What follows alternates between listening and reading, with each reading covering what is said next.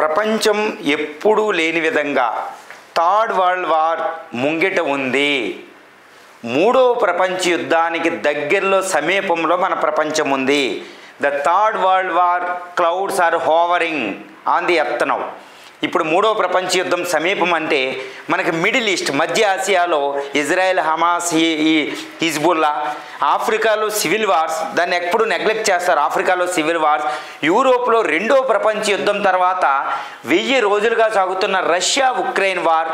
ఈ Russia Ukraine వార్లో Ukraine ATMAS missile system, army tactical missile system America ఇచ్చిని Russia మీద వాడడం, అదేవిధంగా స్టార్మ్ షాడో అనే UK మిసైల్స్ రష్యాని ఢీకొనడం, ఉక్రెయిన్ ద్వారా రష్యా పుతిన్ అనేవాళ్ళు ఎలా ఉన్నాడంటే అణుబాంబులు వేసేద్దామా అన్నట్టు బెదిరిస్తున్నారు. ఓకే, ఇటువైపు ఏషియా పసిఫిక్లో చైనా, ఈ చైనా తైవాన్ని గ్రాప్ చేసింది అంటే, ఒక్కసారి గ్రాప్ చేయడానికి అటాక్ వెళ్ళింది అంటే మూడో ప్రపంచ యుద్ధం మొదలు. ఇలా మిడిల్ ఈస్టు, యూరోపు, ఆఫ్రికా, అదేవిధంగా ఏషియా పసిఫిక్, ఈ విధంగా ఎక్కడికక్కడ ఆటం బాంబులు అంటే ఒక పెద్దమైన విషయాలు ఉన్నాయి. దీంతోపాటు వార్ అండ్ టెర్రరిజం, ఇప్పుడు నాన్ స్టేట్ యాక్టర్స్ అంటారు, కంట్రీలు కాలి వాళ్ళు, దీంతోపాటు ఇరాన్ పరిస్థితులు, రాజకీయ పరిస్థితులు, డిక్టేటర్స్ లాంటి Kim Jong Un, north Korea, వీళ్ళ ద్వారా ఎప్పుడైనా ప్రపంచ యుద్ధం నడవచ్చు. కానీ ఇక్కడ చెప్పుకోవలసిన ఒక విషయం ఏంటంటే ప్రపంచం గ్రూపుల కింద డివైడ్ అయిపోయింది. కాబట్టి మూడో ప్రపంచ యుద్ధం హ్యాజ్ ఆల్రెడీ బిగన్, మూడో ప్రపంచ యుద్ధం ఆల్రెడీ మొదలైపోయిందంటారు UK ఉక్రెయిన్ మాజీ ఆర్మీ జనరల్ గారు. అదేవిధంగా చాలా ఎక్స్పర్ట్స్, విశ్లేషకులు చెప్పేది ఏంటంటే world has already entered into third world war. ఈ third world war non state actors నుంచి ఫస్ట్ వార్ అండ్ టెర్రరిజంతో మొదలైంది, తర్వాత ఇప్పుడు యాక్టర్స్ దిగేశారు. ఇరాన్ ఇజ్రాయెల్ అనే ఒక వారు జరుగుతుంది. చూడండి ఆ గేమ్ ఎలా జరుగుతుందో. చైనా J-20లు, ఓకే, రీసెంట్గా ఇప్పుడు F-22, F-35 fighters, 5th generation fighters, ఇక్కడ సుఖై 57 5th generation fighter at Russia. Okay, China దగ్గర J-20, రీసెంట్గా ఇంకోటి వచ్చింది, ఒక వరల్డ్స్ లార్జెస్ట్ డ్రోన్ తీసుకొచ్చేసింది. ఈ విధంగా ప్రపంచంలో పెద్ద పెద్ద దేశాలనే మనం చూస్తున్నాం. చిన్న చిన్న దేశాలు కూడా తన యొక్క అమ్యునేషన్, ఆయుధ సామగ్రిని ఎక్కువ పెట్టుకుని ఉన్నాయి. ప్రతి దేశం నేను రెడీ, నేను రెడీ, నేను రెడీ, ఈ విధంగా నడుస్తున్నాయండి. ఇజ్రాయెల్ అంటే high tech country, sophisticated army technology ఉన్న ఒక కంట్రీ, ఒక హిజ్బుల్లాని ఢీకొనలేని పరిస్థితి. అమెరికా, ఇజ్రాయెల్ కలిసి ఒక యెమెన్లో హైతీస్ అనే వాళ్ళని ఢీకొనలేని పరిస్థితి. అంటే దీన్ని బట్టి అర్థం చేసుకోండి సోఫిస్టికేటెడ్ వెపన్స్ ఎంత డిస్ట్రిబ్యూషన్ అయిపోయినాయో. అంటే మూడో ప్రపంచ యుద్ధానికి అంతా రెడీ అయిపోయింది. సుమారు 10,000 అణుబాంబులతో రెడీ అయి ఉన్నాం. Weapons of mass destruction, chemical weapons, biological weapons. Okay, ఇంత విపత్కర పరిస్థితిలో భారతదేశం మూడో ప్రపంచ యుద్ధానికి ఎలా సన్నద్ధమవుతుంది?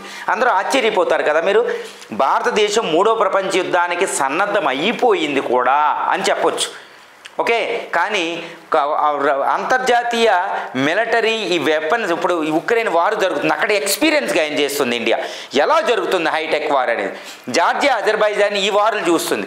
ఇరాన్ ఇజ్రాయెల్ వార్ని చూస్తుంది. ఆ డ్రోన్ టెక్నాలజీ ఎలాగా, ఇది ఎలాగా, మిసైల్స్ ఎలాగా, ఎయిర్ డిఫెన్స్ సిస్టమ్స్ ఎలాగా, ఇవన్నీ చూస్తుంది. నేవీ ఏ పాత్ర పోషిస్తుంది, ఇవన్నీ ఎక్కడికక్కడ కూలంకషంగా కీన్లీ ఇండియా ఈజ్ అబ్జర్వింగ్ అనమాట. దానికి అనుకూలంగా ఇది ఒక వ్యూహాత్మకమైన స్టెప్లు ఇస్తుంది. అంతర్జాతీయ రాజకీయాలను తనకు అనుకూలంగా మార్చుకుంటుంది. కానీ అదే సమయంలో ఎకనామిక్ గ్రోత్ రేట్లో ముందుంది. ఇప్పుడు భారతదేశం ఎయిమంతా ఏంటంటే తనను తాను రక్షించుకుంటూ టు ప్రొటెక్ట్ ఇట్స్ సావరెనిటీ అనేది ఒకటి. 2, the most important thing is focus on economy, fastest growing economy G20 నేషన్లోనే. కావునా కదండి, ఈ యుద్ధాల మధ్య ఉంటే మనం ఎకనామిక్ గ్రోత్ రేట్ అవ్వాలి. ఎకానమీ అవుతూ అలా అని సావరెంటీ వదలకూడదు. చైనా, పాకిస్తాన్, మనకి 2 ఫ్రంట్ వార్ ఈజ్ ఆల్రెడీ మనకు ఉంది. ఈసారి ఇండియా ఏదైనా యుద్ధం చేయవలసి వస్తే అది పాకిస్తాన్, చైనాతో కంబైన్డ్ వాళ్ళు మన మీద అటాక్ చేయబోతున్నారు. 2 ఫ్రంట్ వార్. చాలా జాగ్రత్తగా ఉండాలి. ఇప్పుడు మనం ఎలా సన్నద్ధమవుతున్నామో చెప్పాలి. ఏంటంటే భారతదేశం geographical location is the one of the unique conditions అనమాట. నాతల హిమాలయస్ రక్షణ గోడలా ఉంటాయి, కింద హిందూ మహాసముద్రం, ఈ రెండింటి నుంచి రక్షించుకోవాలి. ఇప్పుడు ఈ రెండు ఉన్నప్పటికీ ఇప్పుడు మిస్సైల్ సిస్టమ్ అనేది చాలా ఇంపార్టెంట్ అనమాట. ఆ మిస్సైల్ సిస్టము ఎలా ఉందంటే దీనికంటే ముందు nuclear war. India is the 6th largest nuclear power on the earth surface. 6వ న్యూక్లియర్లో 6వది. సుమారు 160 అణుబాంబులు కలిగి ఉంది. పాకిస్తాన్ కంటే ఒక 5 అణుబాంబులు తక్కువే. కానీ ఇండియా దగ్గర ఉన్న ఫిస్సైల్ మెటీరియల్తో ఒక 200-300 బాంబులు తయారు చేయవచ్చు. ఎందుకంటే ఫాస్ట్ బ్రేడర్ రియాక్టర్ అనేది ఒకటి వచ్చింది ఫస్ట్ టైం. ఈ ఫాస్ట్ బ్రేడర్ రియాక్టర్తో ఎక్కువ అణుబాంబులకు ఉపయోగపడే ప్లూటోనియంని ఉత్పత్తి చేయవచ్చు. అందువల్ల మనం ముందు అడుగులో ఉన్నాం. ఎప్పటికప్పుడు తయారు చేసేయచ్చు. సుమారు చైనాని మించిపోయే అవకాశం కూడా ఫాస్ట్ బ్రేడర్ రియాక్టర్స్ మనకి ఇచ్చింది, కల్పకం వీటి దగ్గరే. సో ఈ అణుబాంబుల్ని శత్రువుకి ఏంటంటే అంటే శత్రువు మన మీద అణుబాంబు వేసినా ఏది వేసినా ఇండియా అనేది నాశనం చేయగలదు అని వాడికి భరోసా కల్పించాలంటే వాడు మన వైపు కన్నెత్తి చూడకూడదంటే ఏ విధంగా మనకి ట్రయోడ్ అని ఒకటి ఉంటుందండి.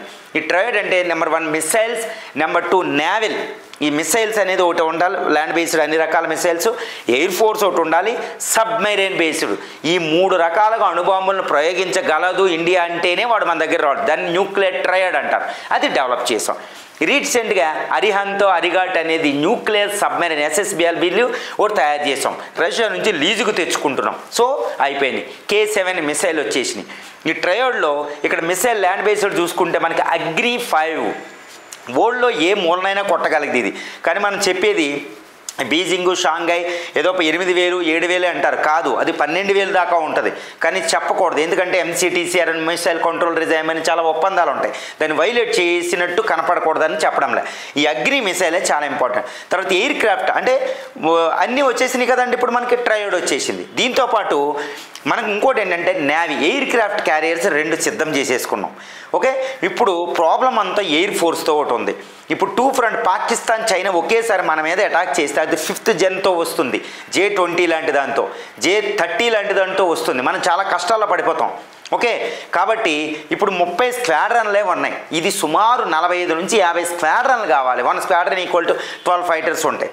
సో అందుకనే ఇండియా 100కు పైగా ఫైటర్స్ని ఇంపోర్ట్ చేసుకోవడానికే బిడ్ దాఖలు చేయబోతుంది. మన ఇండియాలో కూడా మనం కూడా తయారు చేసుకుంటున్నాం చాలా విమానాలని. సో ఈ సుఖోయ్ 30 MKI రఫేల్ ఫైటర్స్ అనేది మనకు ఇప్పుడు బ్యాక్ బోన్ అయిపోయింది. అదేవిధంగా మనం తయారు చేసుకున్న ఫైటర్స్, మన ఇండిజినియస్ ఫైటర్స్ కూడా మనకి చాలా ఇంపార్టెంట్ అయింది ఇది. తర్వాత 5th జనరేషన్ కూడా మనం తయారు చేసుకుంటున్న ప్రాసెస్లో ఉన్నాం.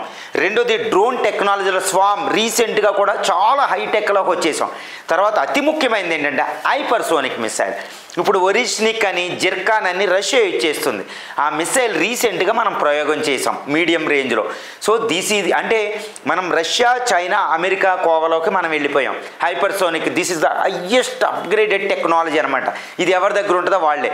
తర్వాత ICBMs అనేది కూడా మన దగ్గరకు వచ్చేసినాయి. ఈ అగ్ని 5 అనేది, అగ్ని 6 వచ్చేసింది. ఇంకా ICBMs medium range, lower range, all అంటే surface to surface, surface to air, air to surface, air to air, అన్ని రకాల మిసైల్ని మనం తీసుకున్నాం. 1983 నుంచి integrated guided missile development system నుంచి మొదలుపెట్టాం 6 మిసైల్స్. సో అన్నీ రెడీ అయింది. ఇంకో సూర్య అనేది పరీక్షించబోతుంది. అది ఖండాంతర ICBM అది పరీక్షించబోతున్నాం. సో బ్రహ్మోస్ ఉన్నాయి, cruise, all types of mineral, satellite technology, anti satellite missile కూడా మనం ప్రయోగించేసాం. లేజర్ బీమ్ S-500, కాళీ 500 అనేది, 5000 అనేది, ఇలా అన్ని విధాలుగా సంసిద్ధం అయిపోయింది భారతదేశం. ఓకే, సైన్యం అద్భుతమైన సైన్యం. అగ్నివీర్స్ అని ఎన్నో reforms, modernisation, defence budgets 3rd to 4th largest defence budget according to మనకేంటి Stockholm International Peace Research Institute SIPRI ప్రకారం. సో ఈ విధంగా భారతదేశం లార్జెస్ట్ ఇంపోర్టర్ ఆఫ్ వెపన్స్ కూడా. సో అన్ని విధాలుగా భారతదేశం 3వ ప్రపంచ యుద్ధానికి సన్నిద్ధమైంది. ఇప్పుడు మీరు చెప్పింది ఒక ఎత్తు, ఏది సైన్యం.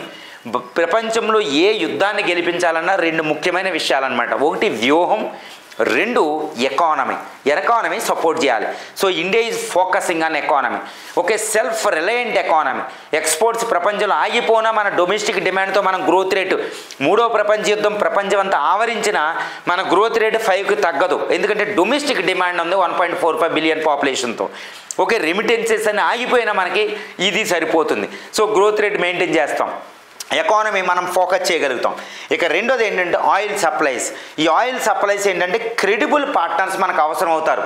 సో ఆఫ్రికాలో కొన్ని కంట్రీస్, అమెరికా ఇలాంటి క్రెడిబుల్ పార్ట్నర్స్ ద్వారా ఆయిల్ సప్లై అనేది చాలా ఇంపార్టెంట్. అన్ఇంటరప్టెడ్ ఆయిల్ సప్లై ఉండాలి, అది చేస్తున్నాం. జియోగ్రఫికల్లీ మలక్కా స్ట్రైట్ ఇవన్నీ మన అదుపులో ఉన్నాయి. కాబట్టి చైనా అనేది ఎట్టి పరిస్థితుల్లో మనల్ని ఏమీ చేయలేని పరిస్థితిని మనం అష్టదిగ్బంధనం చేయగలగాల కెపాసిటీ. ఇప్పుడు చైనా క్వాడ్ అని ఆర్మీ గ్రూపులు, అంటే వ్యూహాత్మకంగా క్వాడ్, ఈ ఆస్ట్రేలియా, జపాను, ఈ అమెరికాతో మనం క్వాడ్లో ఉండడం, అదేవిధంగా కొన్ని నాటో దేశాలతో సత్సంబంధాలు ఉండడం, యుఏఈ లాంటి వ్యూహాత్మకంగా రిలేషన్ ఉండడం, తర్వాత ఇండియన్ ఓషన్లో మనకు అద్భుతమైన వ్యూహాత్మకంగా మనకు ఉండడం. సో ఈ విధంగా మూడో ప్రపంచ యుద్ధం అంతర్జాతీయ రాజకీయాలను తన వైపు తిప్పుకోవడమే కాకుండా, ఎకానమీని సర్దిపెట్టుకోవడంతో కాకుండా మోడర్నైజేషను భారతీయులను ప్రిపేర్ చేస్తుంది. కానీ ఒక విధంగా చెప్పాలంటే మూడో ప్రపంచ యుద్ధానికి సన్నద్ధం అవుతుంది. కానీ ప్రపంచంలో మూడో ప్రపంచ యుద్ధాన్ని ఆపగలిగే శక్తి ఉన్న అతిపెద్ద దేశాల్లో ఇండియా ఒకటండి. సో అందువల్ల ఏంటంటే ప్రపంచం అంతా ఇండియా వైపు చూస్తుంది. ఇండియా వైపు చూస్తున్నాం కాదని మీకు ఒక సూక్తి ఉంటుంది, ఇంటర్నేషనల్ వార్ నీతి ఏంటంటే, మనం శక్తివంతులుగా ఉన్నంతసేపే వేరేవాడు వింటాడు, శక్తివంతులుగా లేనివాడు శాంతిని వల్లించకూడదు. ఇది భారత సూత్రం. ఈ వ్యూహాత్మకంగా, ఆర్థిక వ్యవస్థ పరంగా, సో వెపన్స్ పరంగా, శక్తివంత పరంగా భారతదేశం సంసిద్ధం అవుతుంది according to the international politics అనమాట. So hats up to India అండి. ఈ విషయంలో భారతదేశం ఎట్టి పరిస్థితుల్లో ప్రపంచంలో మూడో ప్రపంచ యుద్ధం రాకుండా ఆపగలిగేదనే మనం ఆశిద్దాం.